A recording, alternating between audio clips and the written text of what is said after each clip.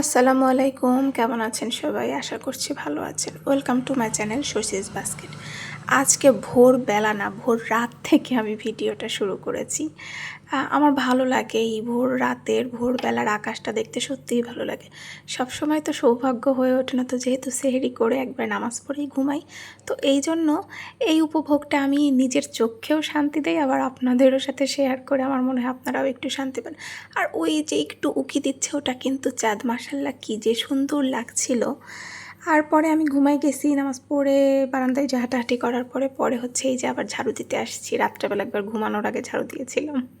দেখেন সারা রাতে কি অবস্থা হয়েছে। এই যে এইরকম যে প্রত্যেকবার কতবার করে ধুলা, মানে আমরা গুছাই তার বলার উপায় রাখেন। এই যে দেখেন রাস্তার অবস্থা, কবে যে এই রাস্তাটা ঠিক হবে, এই বালুর হাত থেকে রক্ষা পাবো আল্লাহ জানে।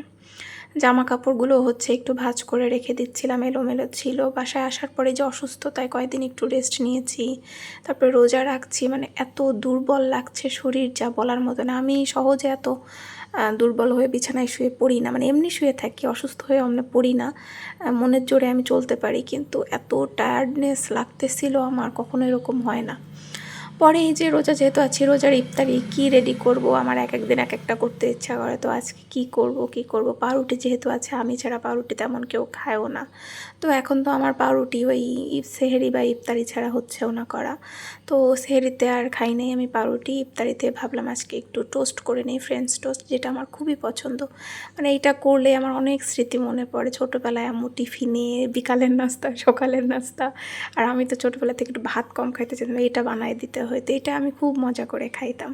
তো আজকে করে নিতাম। আগে ডুবো তেলে ভাজতাম, এখন আমি অত ডুবো তেলে ভাজি না। আর এই যে মিষ্টি, যে সিঙ্গারা, এখানকার বড় নিমকি, এগুলো হচ্ছে আমার এক নানার মিলাদের জন্য দেওয়া হয়েছিল। উনি গত হয়েছেন, তো ওখানকার জন্য যে মসজিদে দিয়েছিল, আব্বু ভাইয়া গিয়েছিল, আমরা যাইনি, যেহেতু বাসার সবাই অসুস্থ, তো আমরা যাই নাই। তো নানু হচ্ছে দিয়ে দিয়েছে যে না তোরা আসিস নাই, তো ওদের জন্য নিয়ে যা, মানে আব্বুর কাছে দিয়ে দিয়েছে। আমার আম্মুর ফুপু অ্যাকচুয়ালি ঢাকা ছিলাম তখনই উনি মারা গিয়েছেন।